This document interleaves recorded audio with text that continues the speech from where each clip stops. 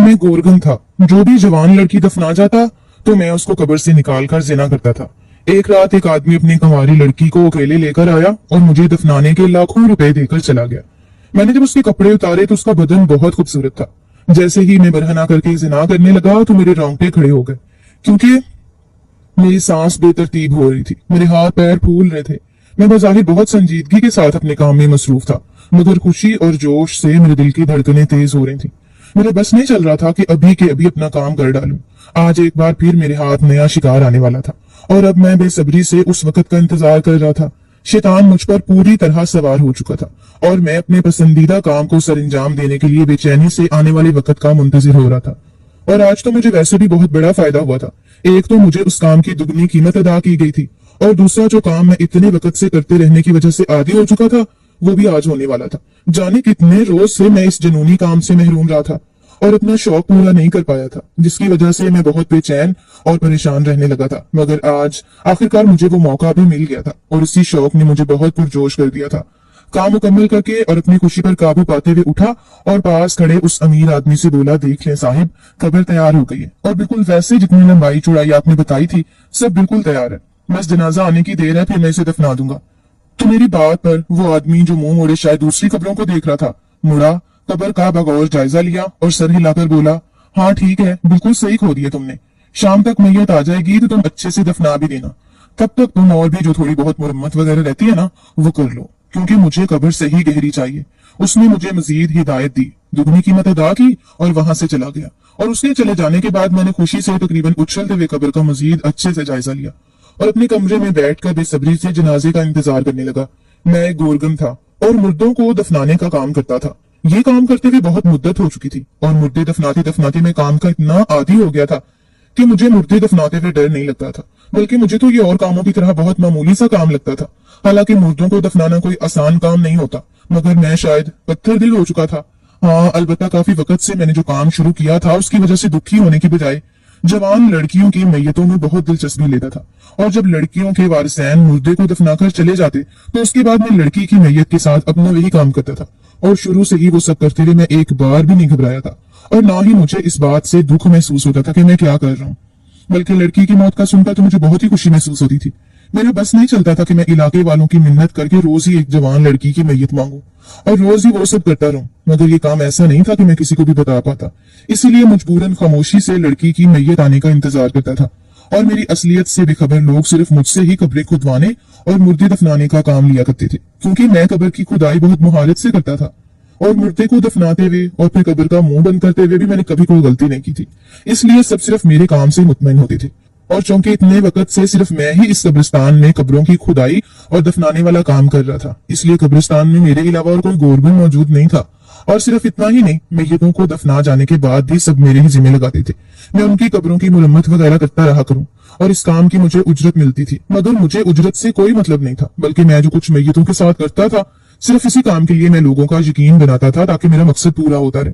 और मैं अपना काम इतनी महारत से करता कि आज तक कोई भी मेरी हकीकत नहीं जान पाया था। मैं वो सब आधी रात को ही करता था जब सारी दुनिया सोई भी होती थी। यही वजह थी कि मैं आज तक किसी की नजर में नहीं आया था। मगर अब इतने रोज से मैं अपना वो काम ना होने की वजह से बहुत बेचैन था, क्योंकि इलाके में बहुत सारे रोज हो गए थे, किसी भी जवान लड़की की मौत वाकया नहीं हुई थी, या फिर अगर कोई जवान लड़की मरी भी थी तो वो यहाँ नहीं लाई गई थी, जिसकी वजह से मुझे एक भी जवान लड़की मुयस्सर नहीं आई थी। मैं बहुत बेचैन था और सच कहूं तो दिल ही दिल में दुआएं भी कर रहा था कि किसी लड़के की मौत हो जाए। और आज मेरे दिल की मुराद भर आई। जब मैं अपने मामूल के मुताबिक कब्रों की मुरम्मत कर रहा था तो एक अमीर साहब बड़ी सी गाड़ी में कब्रिस्तान आया। वो शक्ल और हुलिये से बहुत अमीर और करोफर वाला मालूम हो रहा था। वो मेरे पास आया और मुझे कहा उसके घर लड़की की वफात हो गई है और वो उसके लिए बड़ी और गहरी कब्र खुदवाना चाहता था, लिहाजा कब्र में कोई कमी नहीं होनी चाहिए। जाहिर है वो अमीर बंदा था और अपनी दौलत को कब्र से भी जाहिर कराना चाहता था, मगर मैं तो उसकी बात सुनकर ही खुश हो गया कि इतने रोज के बाद आज मुझे एक लड़की मिलने वाली थी। और ये काम करते हुए मुझे इतनी महारत हो गई थी कि सिर्फ उसकी कब्र का साइज वगैरह बताने पर ही मुझे अंदाजा हो गया था कि लड़की बिल्कुल जवान है। मतलब मेरा काम और भी आसान हो गया था। मैं नहायत पुरजोश होता उसकी बात पर सर हिलाने लगा। और फिर आज तो आने वाले साहब ने मेरी मतलूबा रकम से भी दुगनी रकम अदा की थी और कहा था मैं नहीं चाहता कि कब्र की खुदाई या नाप तोल में कोई भी कमी पेशी हो, इसलिए मैं तुम्हें दुगनी रकम दे रहा हूँ, लिहाजा तुम भी काम अच्छे से करना। और चल गया और अपने लहजे को मामूली बनाते हुए कहने लगा, क्या बात है साहब, आने में देर कर दी और फिर अभी तक जनाजा भी नहीं आया, क्या कोई मसला हो गया? और अगर आप लोगों ने मैयत नहीं दफनानी तो मुझे बता दें, मैं ये कब्र किसी और को दे देता हूँ। मैं बज़ाहिर काम वाला बनकर उससे बात कर रहा था, मगर हकीकत में मुझे बहुत बेचैनी हो रही थी, क्योंकि वो अब अकेला आया था। तो मेरी बात सुनकर वो बोला, नहीं, अगर कब्र तैयार है तो मैं मैयत उठा लाता हूँ। मैं ले आया हूँ मैयत। उसकी बात सुनकर मैं चौंक उठा, और अब मैंने गौर किया तो मुझे उस शख्स की हरकत और सकनात बहुत अजीब और पुरस्कार से लग रही थी। उसका हर हर कदम अजीब मशकूक सा महसूस हो रहा था, यूं जैसे वो चुप कर कोई काम कर रहा हो। और उसकी बात पर भी मैं शदीद हैरान हुआ था। वो कह रहा था कि वो मैयत साथ लाया है, मगर मुझे तो कोई मैयत नजर नहीं आ रही थी। मगर उसके अगले इकदाम पर मैं चौंका, क्योंकि वो इधर उधर देखते हुए गाड़ी के पास गया और गाड़ी की पिछली सीट से सफेद कफन में लिपटी हुई एक लाश उठाकर लाया और उसको लाकर कब्र के पास लिटा दिया। मैं ये सब देखकर बहुत हैरान हो रहा था। अमूमन तो यही होते देखा था ना कि जब भी कोई मैयत आती थी तो उसके साथ उसको लाने वाले बहुत सारे मर्द भी होते थे, और मैयत को भी कंधों पर उठाकर लाया जाता था, और फिर सब मर्द मिलकर मैयत के पास दुआएं भी मांगते थे और उसको दफनाते भी थे। मगर ये तो अकेला आया था। मुझे उसकी हर हरकत से साफ मालूम हो रहा था कि वो कुछ ना कुछ गलत कर रहा था, मगर मैंने उससे कोई बात या बहस नहीं की और उसकी हदायत पर सर हिलाता मैयत को उठाकर दफनाने लगा।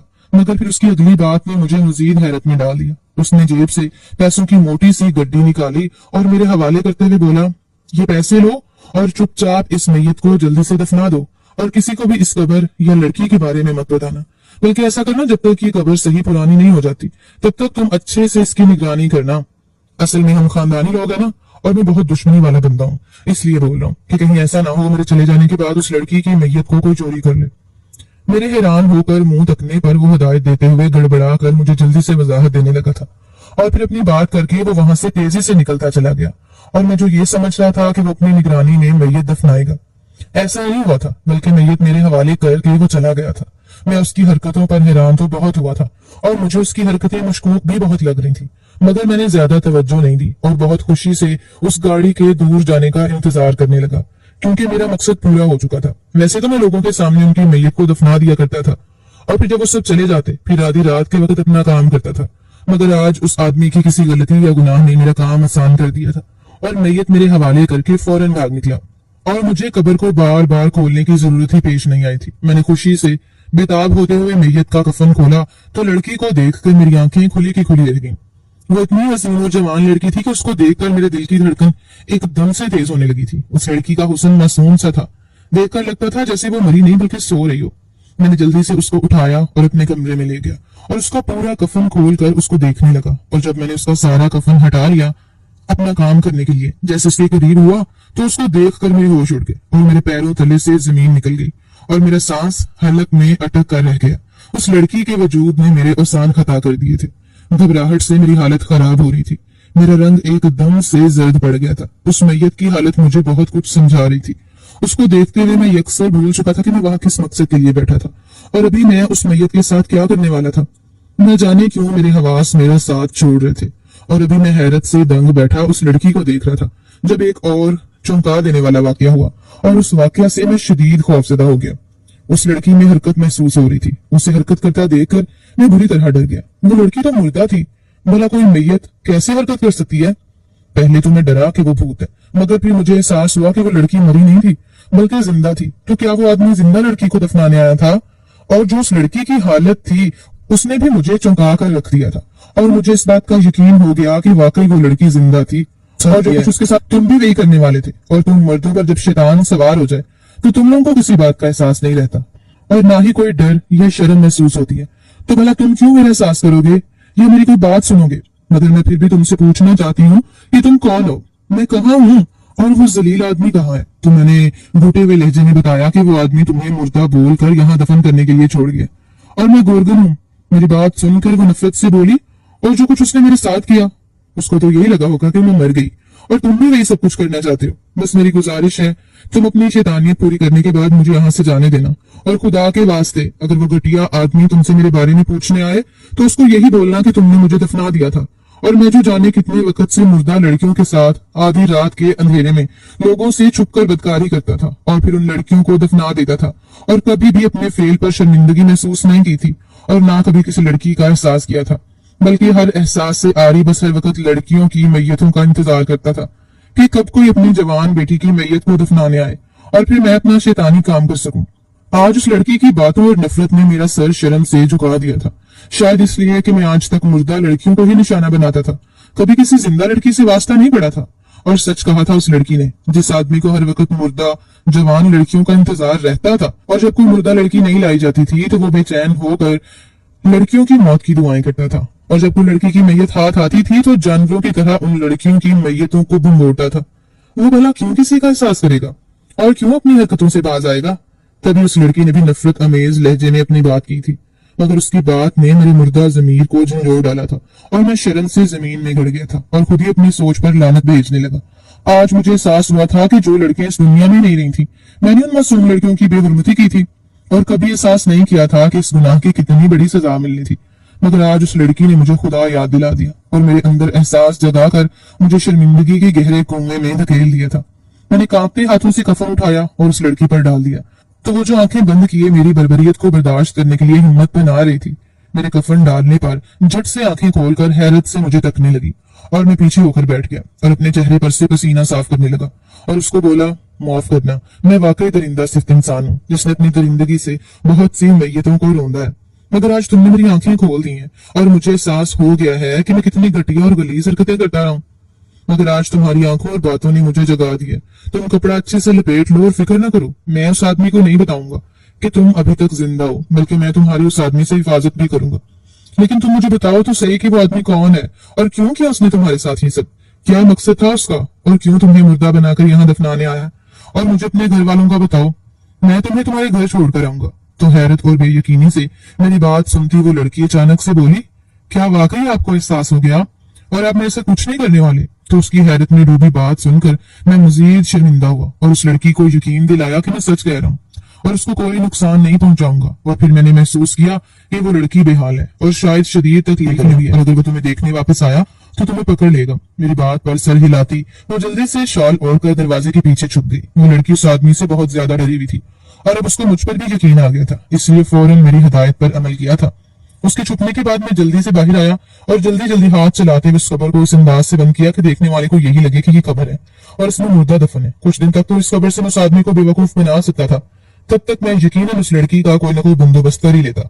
वो कब्र बंद करने के बाद मैं दोबारा कमरे में आया तो मैं डरा हुआ था कि कहीं वो लड़की भाग तो नहीं गई, मगर वो वाकई इस भरी दुनिया में बिल्कुल अकेली और डरी हुई थी।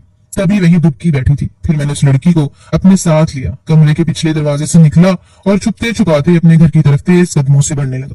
मैं बहुत चौकन्ना था और हर तरफ निगाह रखी हुई थी। मैं चाहता था कि हमें जाता कोई ना देखे, और सच शुक्र कि बखैर आफियत हम घर पहुंच गए और उस दौरान किसी भी मुश्किल का सामना नहीं हुआ। घर पहुंचने के बाद मैंने घर में जो कुछ खाने को पड़ा था उस लड़की के सामने रखा कि जाने वो कितने वक्त से भूखी थी, और खुद जल्दी से अपने घर का मुख्तसर सा सामान समेटना शुरू कर दिया।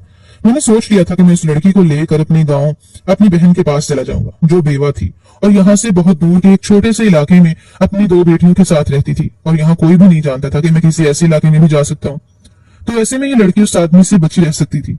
और फिर जल्द ही उस लड़की के साथ मैं ट्रेन में बैठा यहाँ से दूर जा रहा था, और जब तक वो ट्रेन इस शहर से निकल नहीं गई मैं और वो लड़की हम दोनों डरे रहे, मगर अब हम पुरसुकून हो चुके थे। तभी मैंने दोबारा से उस लड़की से उसके बारे में जानने की कोशिश की तो उसने बताया कि आदमी साथ वाले गांव का चौधरी है और मेरे अब्बा इस चौधरी का मुलाजिम था। मेरी माँ शदीद बीमार हुई तो अब्बा ने चौधरी से कर्ज लिया ताकि अम्मा का इलाज करा सके, मगर बहुत इलाज के बाद भी अम्मा जानवर ना हो सकी और अल्लाह को प्यारी हो गई। और अम्मा की वफात के बाद हमें ये मालूम हुआ कि अब्बा को दिया गया कर्जा सूद के साथ बढ़ चुका है, और अब्बा को इस बारे में मालूम ही नहीं था। और जब अब्बा ने ये बात चौधरी से की कि मुझे कर्जा देते वक्त सूद का नहीं कहा गया था, तो तब चौधरी ने अपने बंदों से अब्बा को बहुत मार पड़वाई और कहा कि मैं कर्ज वापस सूद के साथ ही लेता हूँ और अब तुमको 2 दिन में सारा कर्ज चुकाना होगा, वरना मैं तुम्हारा हश्र कर दूंगा।